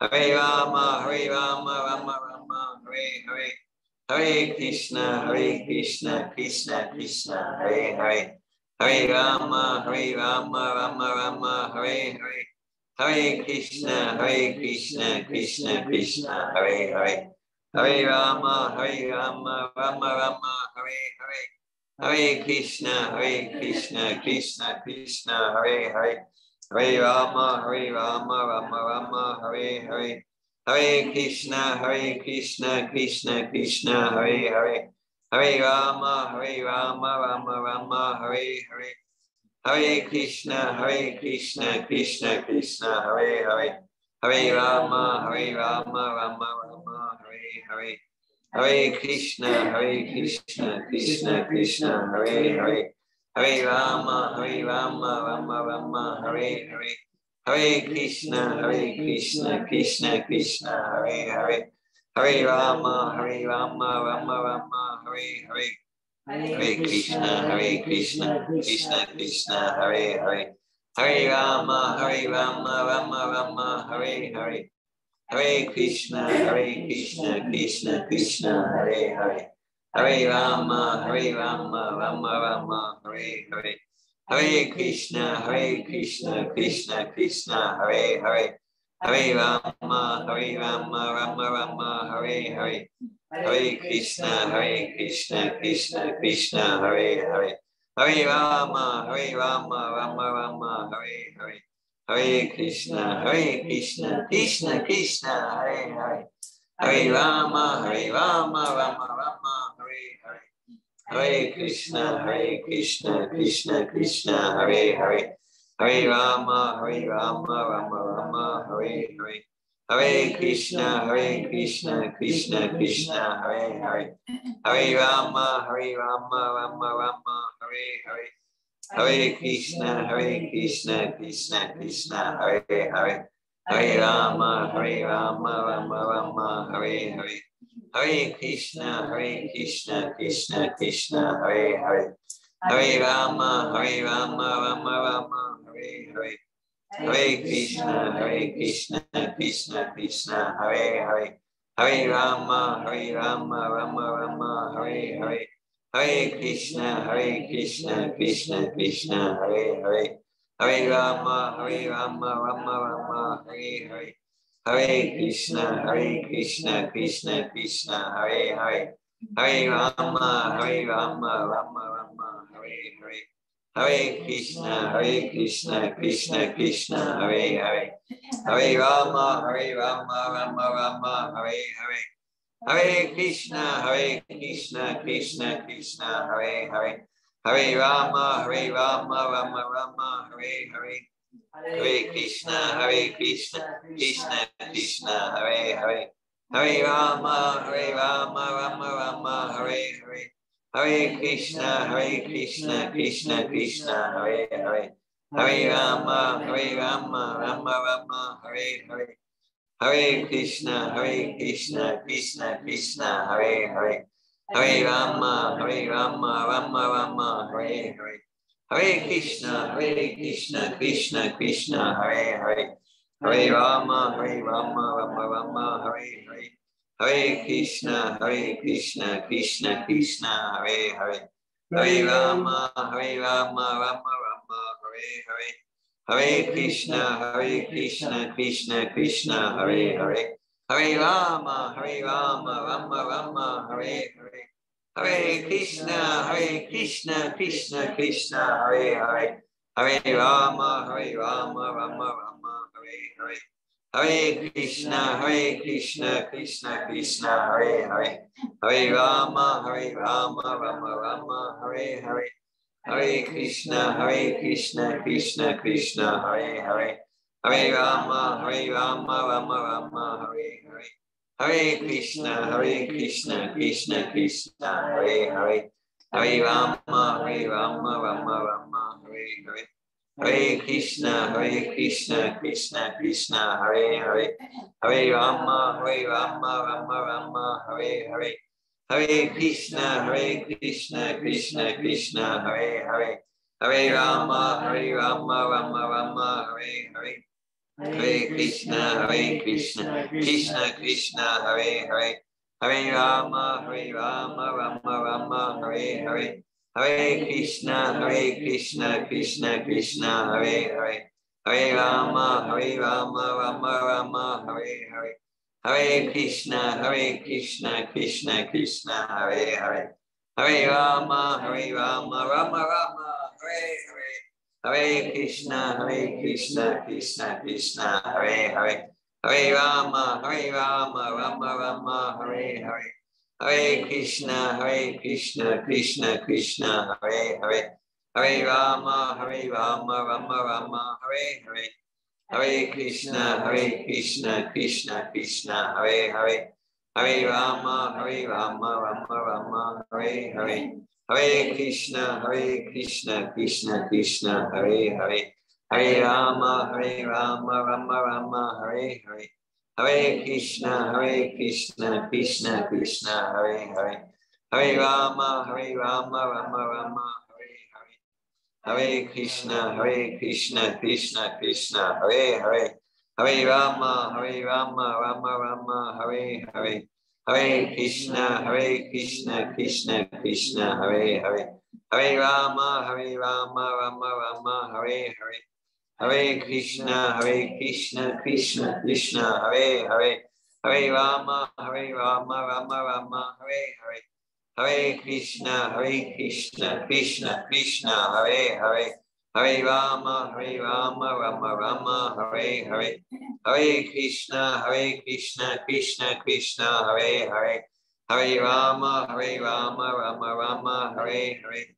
Hare Krishna, Krishna Krishna, Hare Hare, Hare Rama, Rama Rama, Hare Hare, Hare Krishna, Krishna Krishna, Hare Hare, Hare Rama, Rama Rama, Hare Hare, Hare Krishna, Krishna Krishna, Hare Hare, Hare Rama, Rama Rama, Hare Hare, Hare Krishna, Krishna Krishna, Hare Hare, Hare Rama, Rama Rama, Hare Hare, Hare Krishna, Krishna Krishna, Hare Hare, Hare Rama, Rama Rama, Hare Hare, Hare Krishna, Krishna Krishna, Hare Hare, Hare Rama, Rama Rama, Hare Hare, Hare Krishna, Krishna Krishna, Hare Hare,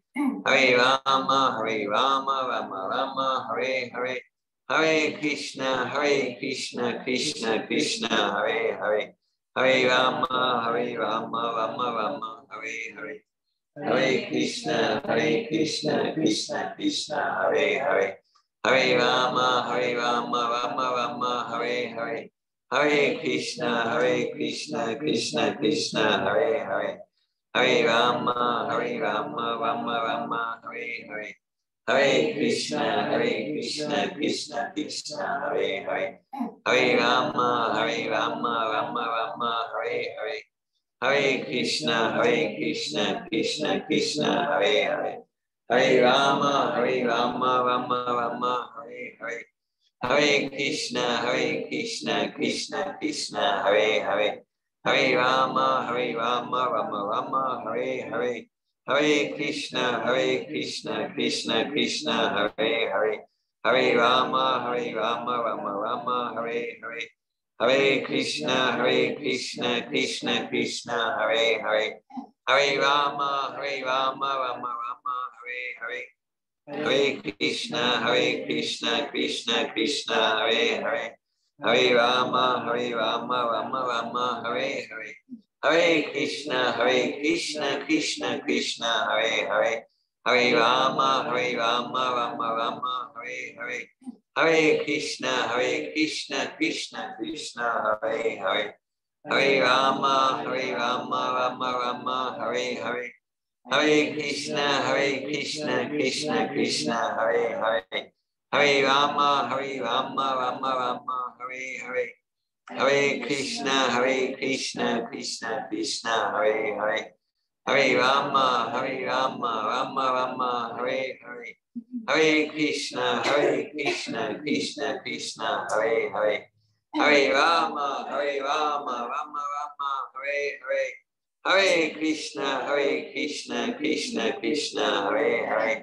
Hare Rama, Rama Rama, Hare Hare, Hare Krishna, Krishna Krishna, Hare Hare, Hare Rama, Rama Rama, Hare Hare, Hare Krishna, Krishna Krishna, Hare Hare, Hare Rama, Rama Rama, Hare Hare, Hare Krishna, Krishna Krishna, Hare Hare, Hare Rama, Rama Rama, Hare Hare, Hare Krishna, Krishna Krishna, Hare Hare, Hare Rama, Rama Rama, Hare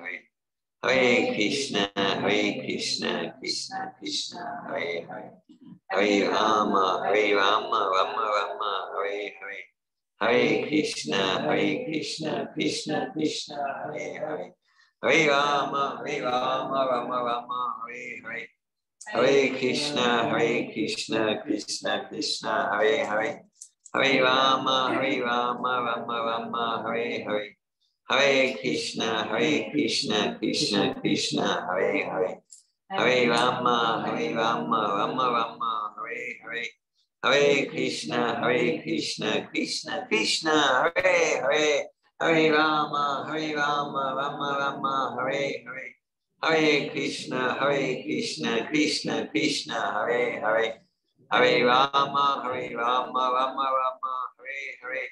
Hare Krishna, Krishna Krishna, Hare Hare. Hare Rama, Rama Rama, Hare Hare. Hare Krishna, Krishna Krishna, Hare Hare. Hare Rama, Rama Rama, Hare Hare. Hare Krishna, Krishna Krishna, Hare Hare. Hare Rama, Rama Rama, Hare Hare. Hare Krishna, Krishna Krishna, Hare Hare.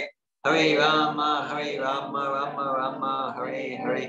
Hare Krishna, Krishna Krishna, Hare Hare. Hare Rama, Rama Rama, Hare Hare. Hare Krishna, Krishna Krishna, Hare Hare. Hare Rama, Rama Rama, Hare Hare. Hare Krishna, Krishna Krishna, Hare Hare. Hare Rama, Rama Rama, Hare Hare. Hare Krishna, Krishna Krishna, Hare Hare. Hare Rama, Rama Rama, Hare Hare.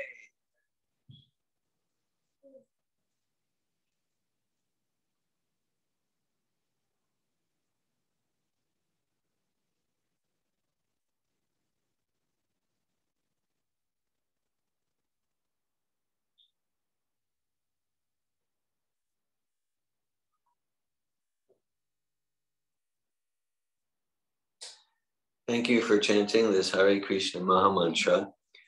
This practice is ancient, really eternal. This practice was rejuvenated about 530 years ago by a great philosopher, sage, and saint named Sri Chaitanya Mahaprabhu, and brought around the world about 56 years ago by A.C. Bhaktivedanta Swami. Sri Chaitanya, he described that that this process of chanting is nakala, that meaning that there's no rules or regulations. And so, because for many of the Vedic mantras, there's a whole science. We need to have the proper intonation and training, inflection and breathing for the mantra to be potent. But that this mantra, we can chant sitting, standing, in a group, alone. We can sing, we can recite, and the mantra is potent. And so we're recommended to purify our consciousness and realize this verse that we studied today. Chant as much as possible. Chant this mantra. Hare Krishna, Krishna Krishna, Hare Hare. Hare Rama, Rama Rama, Hare Hare. We could be driving and singing the mantra, and we could be alone. Sometimes we take walks in nature. And Srila Prabhupada recommended that for those who are serious to come out of illusion and realize who we are, spirit souls, and to experience daily coming out of the ocean of material existence, experiencing the bliss of spiritual life, he encouraged to make some commitment, and maybe it's at least one japa round per day. I've been on Prabhupada's recommendation. He recommended that if we really want to make progress each day, he recommended at least 16 rounds per day. And so since the summer of 1983, I've been fulfilling that commitment, and I feel very happy about that. It's definitely the life accomplishment I feel most proud of, actually, that I've fulfilled that vow to chant at least 16 rounds of Hare Krishna Maha Mantra Japa per day. So if we chant one mantra in our lifetime, that's glorious. And again, if we have some seriousness to realize this verse that we studied today, then we're encouraged to be intentional.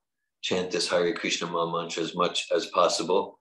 And for most human beings, if we really want to discipline ourselves, then using the tool of commitment, like at least each day, I'll make some minimum commitment. So thank you again for chanting Hare Krishna Maha Mantra. Now we go to the kirtan, a part of the program. Yeah, I guess it is 4:30. Yes. Yes. For 30 minutes, and then yes, we'll have a Sunday feast starting at 5. Okay. So, Hare Krishna. Hare Krishna. Thank you, Kim and Susanna, for your presence and participation on internet. Wonderful. Hare Krishna. Did you want to Yeah. stay? Okay, nice. We can take it out. I was just Take it going to ask, outside. yeah, if anybody wanted to be outside rather than inside. Maybe warm up a It's- little bit. It's getting getting to be very Florida heat outside. Okay. It could be too warm. I don't know. I was just gonna give it a try. It looks like we kind of like try it. Let's see. Yeah. How are the mosquitoes? I don't know. We'll find out. We can always come back.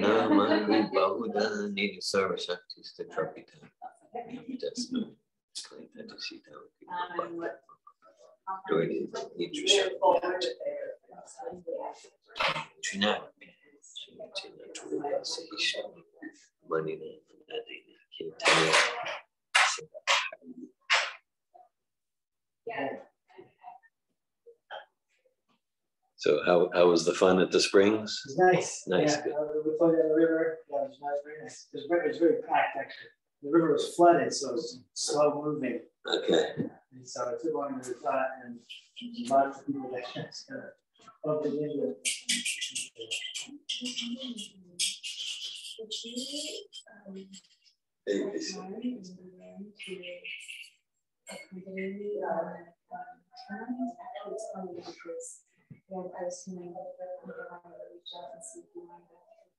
Okay, we're taking the kirtan outside. We're gonna bring the computer outside too.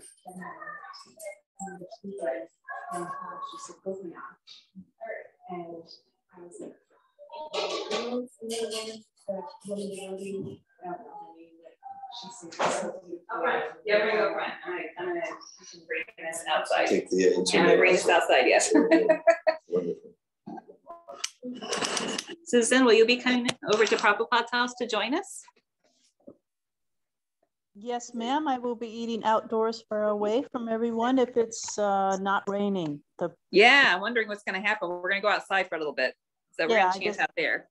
Yeah, I just saw the weather radar and it looks like 5:30 is when it's going to hit. So. Oh, perfect timing. Right in the middle of Sunday feast. Exactly. Well, at least we have some time outside, so that'll be nice. I might go back to the air-conditioned car. We'll see. All right. Well, we'll see how it goes. Yeah, see. I can see. Nice. Beautiful service, though. Oh, thank you.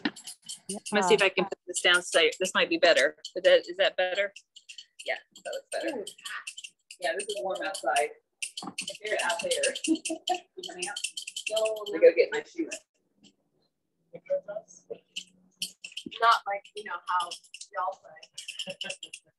I do my best. I sometimes play how I want to play. But you came today. Time for the 5-foot box fan. Say that again? Time for the 5-foot box fan. Oh, the 5-foot box fan. Yeah. Yeah. All right. I think it actually feels really nice out here after being really cold in there. I just never, every day I don't like, every day I'm like, oh yeah. Yeah, you don't know for I sure. forget, I expect it's gonna get dry.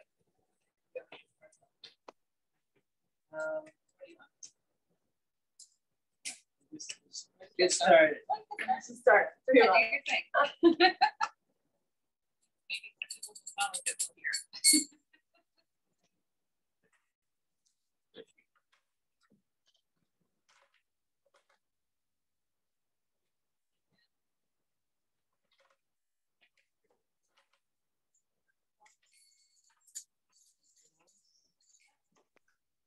The air down.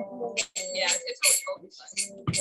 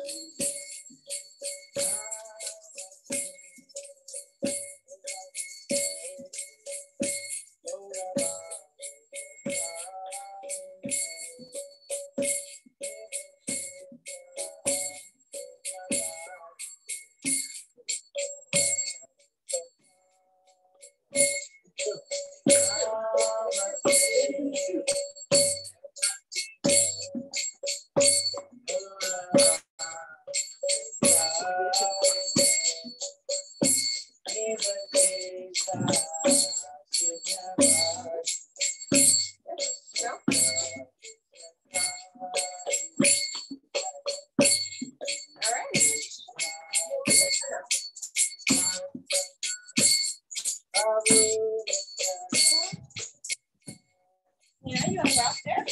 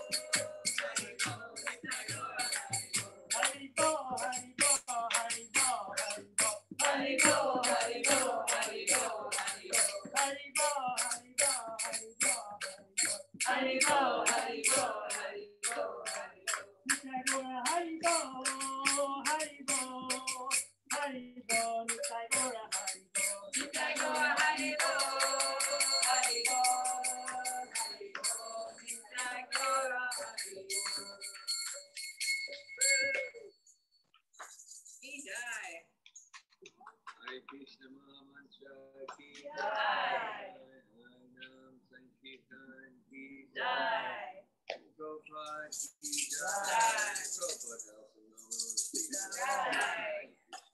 Hare Krishna. Thank you so much.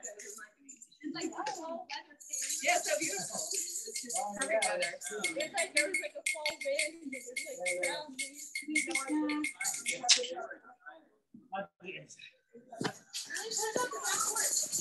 Jai Prabhupada House. Looking over the back door, so I want to go out. Oh, that's just neat. It's fall, yeah, it's fall now. You called it in. Hi, Krishna, Kim. Brother Anastasia, Hello. I experience you as so loving. Oh, I'm not sure because I don't always do this. Oh, So, and thank you. All the way over there. then yes.